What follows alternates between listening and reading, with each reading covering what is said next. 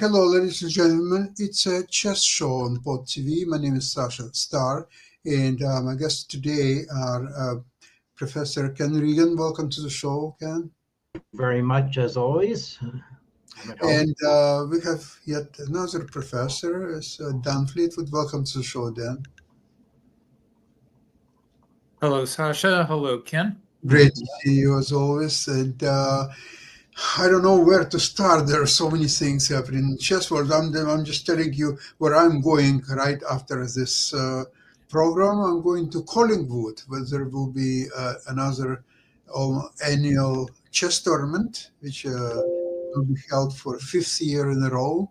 And I played in all of them, and my wife will play as well. So this is kind of a local news. And now we are going to big international news. And there are a lot of much more significant events happening right now. Ken, what would you like to let us know? Well, I've chosen two games from two events that have just started. The Superbet Classical in Romania. Yes. For the Grand Chess Tour, and the final leg of the Women's Grand Prix in Vienna, Austria. Mm-hmm. And also the Asian Individual Championship has started in the United Arab Emirates. And we could hark back to events 2 weeks ago with Carlsen winning 9-0 in the freestyle Granky Open. But I think we discussed that. Yeah. And also last week, some of my time was taken up by the cheating case in the Chess.com PogChamps competition, which is confessed by Dr. Lupo. Beginning to cheat after he hung his queen on move 11, although the queen hang is actually not all that bad for white. You get 2 pieces and some positional compensation. So therefore, it being reasonable that with an engine's assistance, he could quickly work his way back into that game and win it. So anyway, so lots going on to take my time there. But if we want to look ahead, let's go to the Superbet Grand Chess Tour, classical chess. Trying to be alive and well there. So here we go. I'll share a tab. So there are a couple of decisive games in round 1, and the most interesting one to me is the internecine French battle. Alireza Firouzja against Maxime Vachier-Lagrave. And what's interesting to me about this game is the nuance where, a position can look good for black, but keeping it looking good requires care, and the engine thinks it's good for white anyway. And black stumbles. The key little detail missed by both players is whether black's bishop can cover the E8 square right around turn 40. But let's get there first. So not a French defense, but a slow Sicilian that now takes on some of those aspects of a Chigorin Queen E2 French defense. Chigorin. So maybe Dan, you might know if this is transposed to any lines that people play. So people are playing offbeat variations like this that are sound, but give prospects for original play, just because they want to avoid book preparation, obviously. And if I were playing white against MVL, I might be inclined to do something because his knowledge of the Sicilian is legendary. Yeah, that's true. This is now not really a Sicilian. So I'm surprised the Sicilian isn't played more as black. I guess if people find E5 to be rock steadiest. The problem with playing the Sicilian, as I'm sure you know, is that you just have to know too many lines, and a lot of the best lines are played to death. So, okay, yeah, I guess that could be true. But back 30, 40 years ago, when you had chess-based early statistical studies, 5 gave black's best expectation. holding white down to 52%. But maybe that's not true anymore. Well, there is also concept of so-called champions openings, and e4, e5, same as d4, d5, they are considered to be champions openings. Yeah, as Ali kind of Capablanca proved in the latter case, coming on 100 years ago. So, Yeah. So anyway, so lots of original play, and we haven't even reached turn 8 yet, which is where my analysis begins at turn 9. Okay, so bishop f4. So this is a classic setup. I've played this kind of setup a lot for black. One decision is whether to play d4, which at least keeps your queen bishop from being buried, as happens in the game. On the other hand, it forecloses a lot of black's options. But there's nothing wrong with the flexible h6. The fact that white is pawn on g3 means that g5 is really going to drive white's bishop off that diagonal if black ever plays it. However, white stops it. Now black castles. Black has maybe enhanced the point of white's knight h2 g4 maneuver by throwing in. So white decides to play a committal move that I usually associate with the kingside attack and the King's Indian attack, or in versions of the c3 Sicilian that I would play where I would get e5 in. Now white is preparing to play d4. It's amazing that the d4 move doesn't happen for quite some time. So if white gets in d4, then black's queenside play is nullified to some extent. But black also has f6. Black has possible play on the king side, and white takes some steps toward forestalling that. And here comes f6 in the form actually of f5. So now black has activity but weaknesses. So this is the thing. Black's position is going to look fairly good to my eyes, my always wanting to attack eyes. In a few moves. Okay, well, white is pressuring e6, but here comes g5 to forestall that off. Bishop takes e6 check, doesn't work, like it's 2 pieces for a rook. So white puts bishop e5 in the way. The advantage of this is that it's hard for black to conserve the dark squared bishop. You'd like to, but that just gives white now too much command, and bishop h5, black is going to get into a logjam. So engine likes queen g7 in this position, but and that's what for what Mash and Liao played. See now, black has everything defended. White plays knight h2, and this is the moment where after rook h6, black's position starts looking good to me.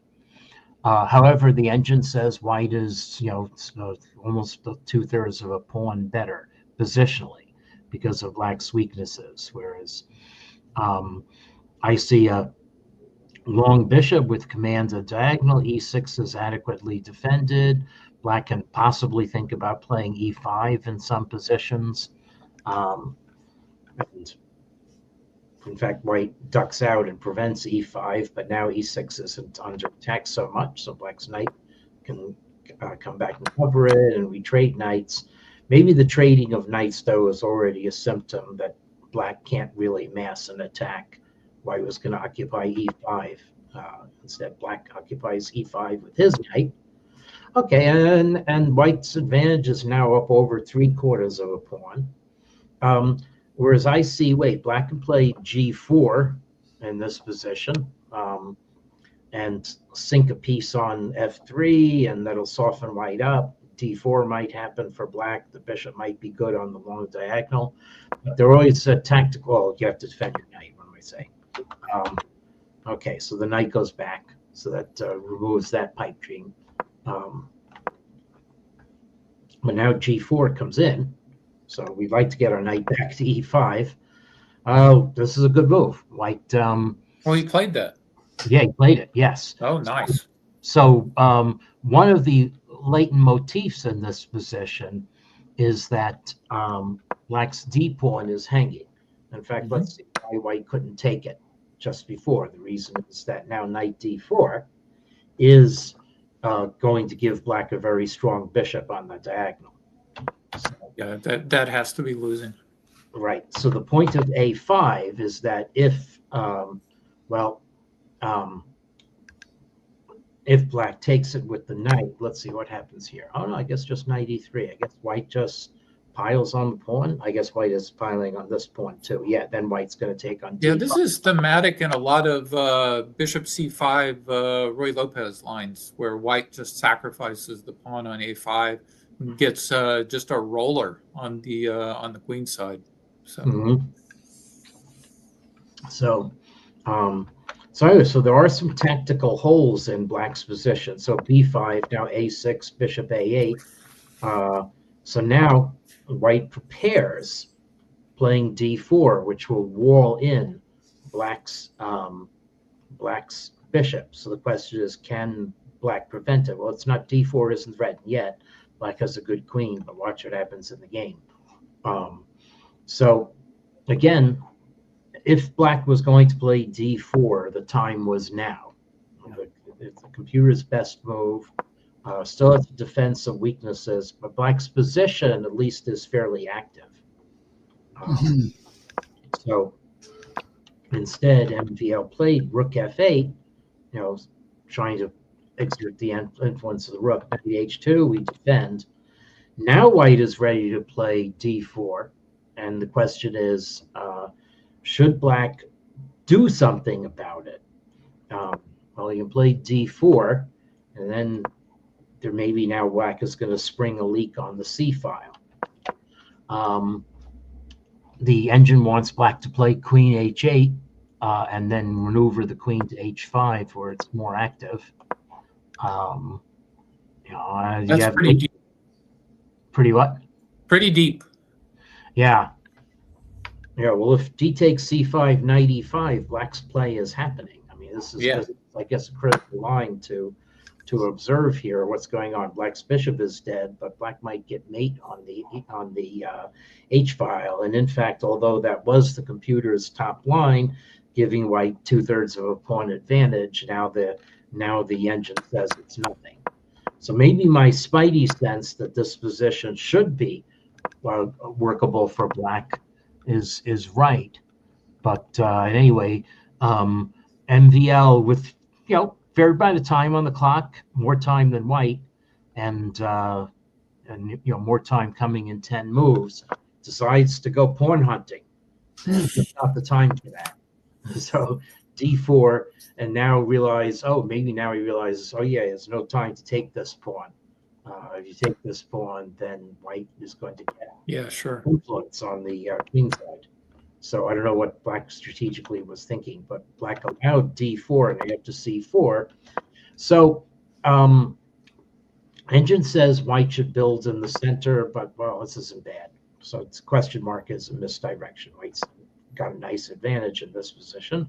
Black tries to reroute the bishop, which is now buried, but white occupies e5. And now h5 is very original maneuver that's going to put a lot of pressure on black's g4 and on black's king. And it completely forestalls any black build-up on the h file. Okay, so this bishop move proactively guarding e6 is a useful thing to do. And now c8, we observe the a8 pawn again. So black's bishop has done a little dance. G5, rook e5, black decides not to. So this is again a positional decision not to trade. Actually, trading is just bad because of what's white cracked through. The knight and g4 is lost, and white's just going to win g4 and win everything. So here now pressure on g4. Can black hold it together? Black decides the king is needed for defense. Queen e2, just ratcheting up the pressure. Then rook e8, rook to the fateful square. So now we reach time 40. So white had move 40. So white has an increment that should actually have already appeared on white's clock, because this is increment after move 40. So I'm a little bit sorry, lump sum after move 40. So I'm a little bit curious. The clock now the clock is showing the time. The clock showing the time after the move is executed. So it should have shown. That's a very weird little thing. The sort of thing that bothers me because I'm now taking timing data of chess games.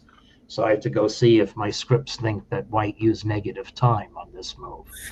Okay, so now b3, and now the key detail. Here, black should just sit tight with bishop d7 and see what white is going to do. Clearly to me, white has the edge, but black falls for temptation to take the pawn. And now, this again, turn 42 in the game. Key tactical detail is, should white play queen a2 right away, or should white capture on c4 first? I don't know. I just play queen a2 here. Yeah, very tempting. Yeah. Queen a2 is the right move, and it essentially happens in the game, or its effect happens in the game. It turns out that the key tactical detail in this position is the need for black's bishop on a6 to guard the rook on e8. Yep. Wait a sec. The rook on e8 is guarded by black's king and black's knight right now. So why is that so important? Well, let's see. Got some deflection coming on d5, I think. Yes, that's right. So as the white captured first, and now black could have played bishop b5, and then on queen takes a7 check, retreat king g8, and stay in the game. Because the bishop is guarding the rook on e8, so the e pawn is not pinned, even if black's knight moves. Instead, black played bishop a6, c8, which looks natural. It's overprotecting e6, the point. But now, knight takes d5, and it is important to play in this order of moves, because if queen takes a7, check queen g8, black has uncovered an attack on the queen. This may be exactly the order of moves that MVL overlooked. Okay, because now after e takes d5, queen takes a7 check. You can't play king g8 because if bishop takes d5 check, and then rook takes e8 after the knight captures. So MVL had to put the bishop here, but now the knight is overloaded again, and now white can clean up. Curtains. Yes. So this is well, it's still a little interesting. White is down a piece, but there's one more really good move. I should have waited to show this. So this is a nice X-ray technique.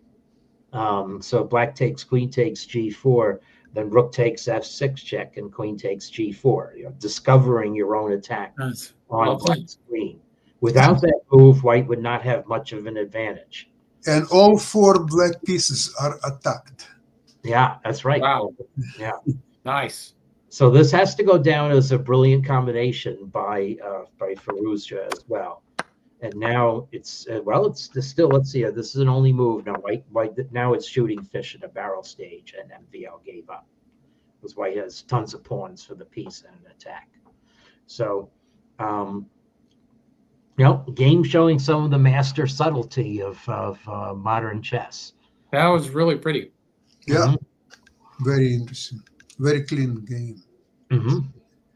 So, okay, so I have one other game that also has its interests, and that is one similar theme of a position with a black fianchettoed bishop that where it's an issue of whether it's a weakness or an attack. And then this time, the attack element comes in. So this is the win by Vaishali Rameshbabu against Leila Javkishvili from the first rounds of the Women's Grand Prix in Vienna. So Vaishali playing black. So very common motif again. So Dan, you might know how far this is booked. It's bishop c5, which is the kind of move. You don't see the board. Oh, okay. You don't see the board yet. Okay. No. All right. Let me. We follow the game, but without the board. Oh, I see. Wait, you don't see. The player. There we go. Okay. There we go. Oh, that's interesting. That I don't know what you saw. Okay, maybe it just takes a while for the pixels of the board. So bishop c5 is a kind of move that I would have thought was amateurish, but I guess it has point here. Yeah, I think you're right. I think it just wastes time. Mm-hmm. I mean, white probably wants to play knight b3 as opposed to exchanging or so, and this gives knight b3 with tempo. Yeah, that's what happens in the game. So anyway, so typical, pressure for white in this. I don't know if you want to call it Catalan. What do we call this setup here? It's not really Catalan. It's but white has the long diagonal pressure, which black is going to neutralize in a fairly particular manner. This almost has a Tarrasch-like character. We've got the isolated d pawn, the fianchettoed bishop, and looks like a Tarrasch. Yeah, I'm wrong to remember that black fianchettos the bishop. It's just some character of this that comes in. So okay, so now black has pawn weaknesses, but it's like a Tarrasch line where black has decided to put something on d4, and black really has equalized in this position. But now black does, however, though, have to make a decision. So what black conceded was the two bishops to white. So the question is, can black establish a strong presence in the center? So we do that. D3. Ooh, there's an alpha 0 move.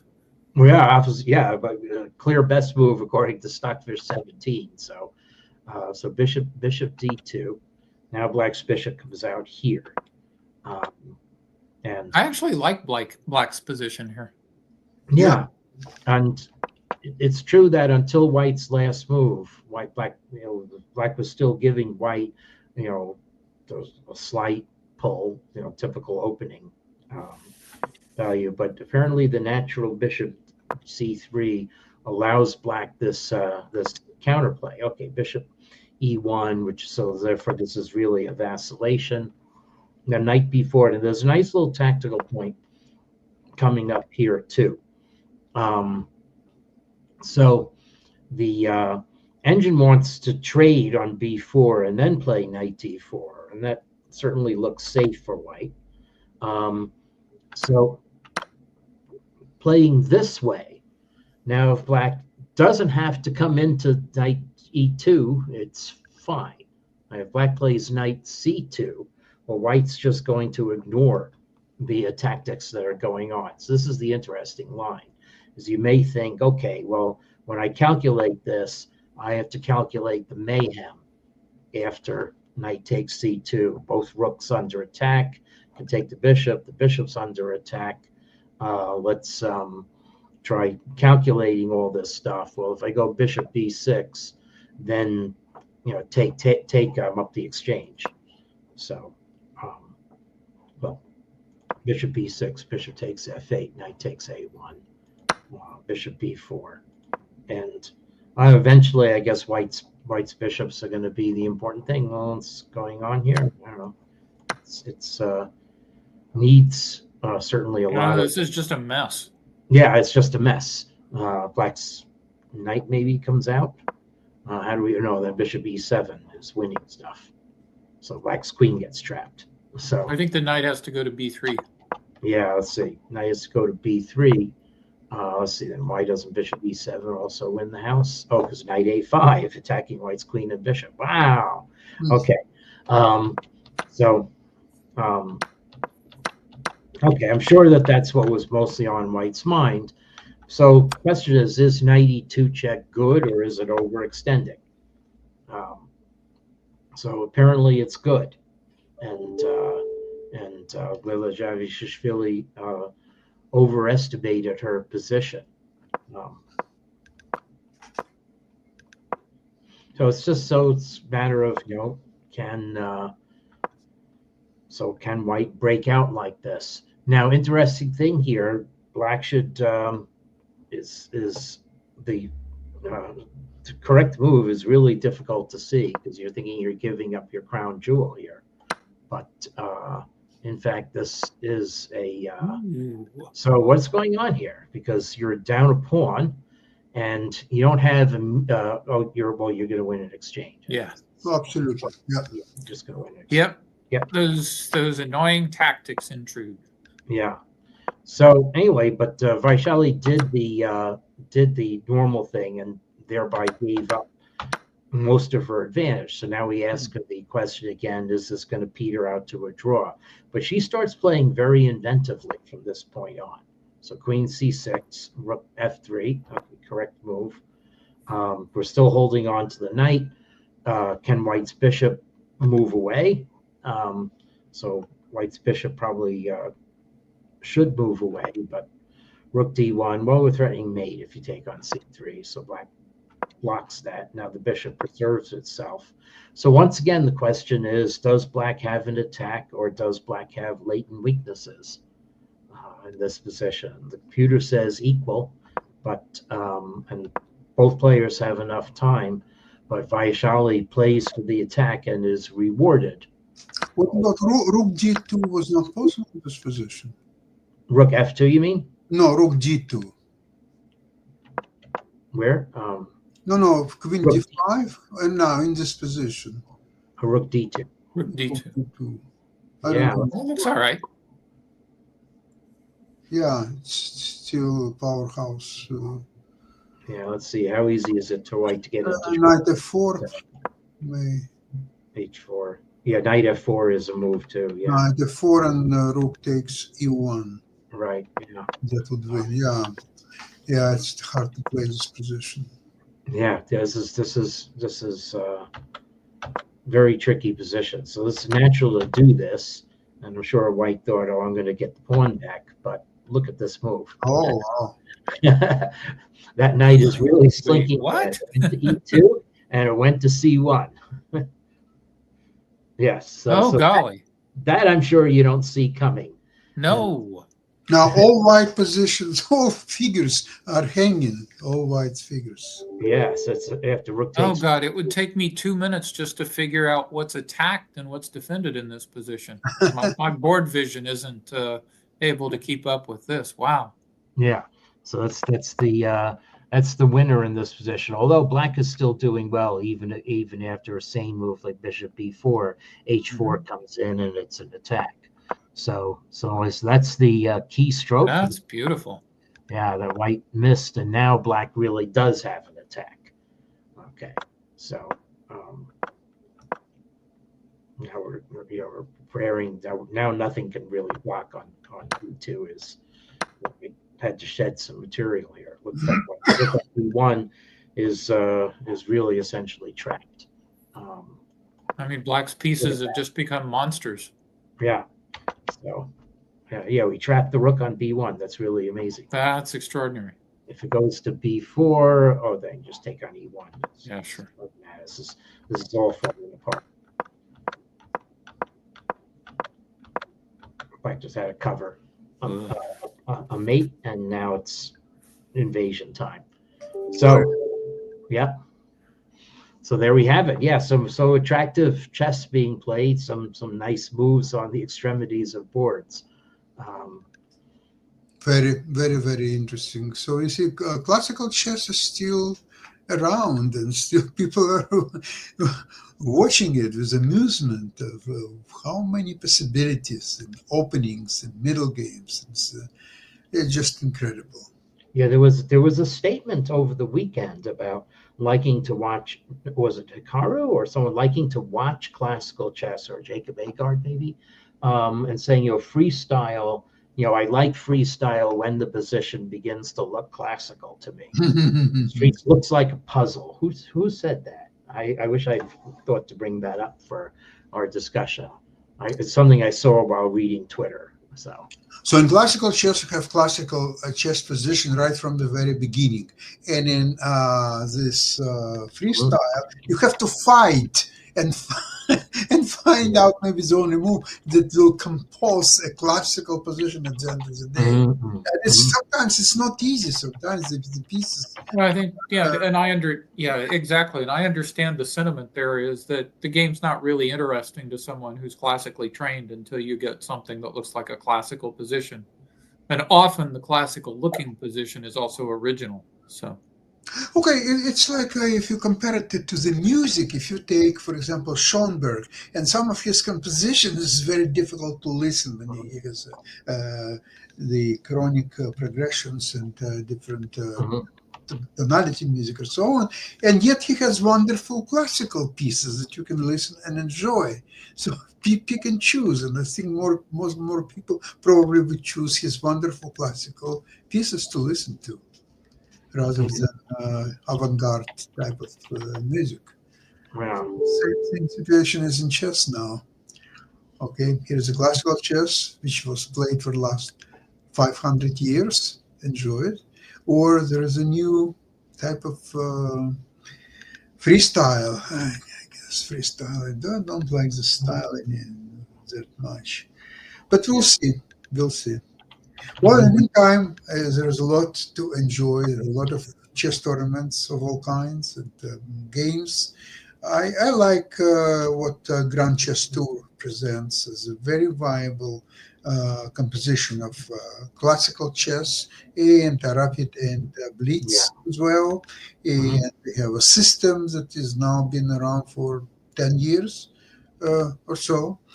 And I think it's more than 10, probably 11 now, but I don't remember for sure. I remember that I was in the first few tournaments in 2015, 16, I think, and even 17. Mhm. Well, in Yep. this case, we'll wait for continuation of that. And Meanwhile, habemus papam. yeah, thank you so much for Oh, today's white program. smoke has appeared. So Yes. we shall see. Okay. All right. And we'll see you next week, same place, same time. Okay. Have a Thank great you. weekend. Bye All bye, right. everybody. Bye bye. Bye, everyone. All right.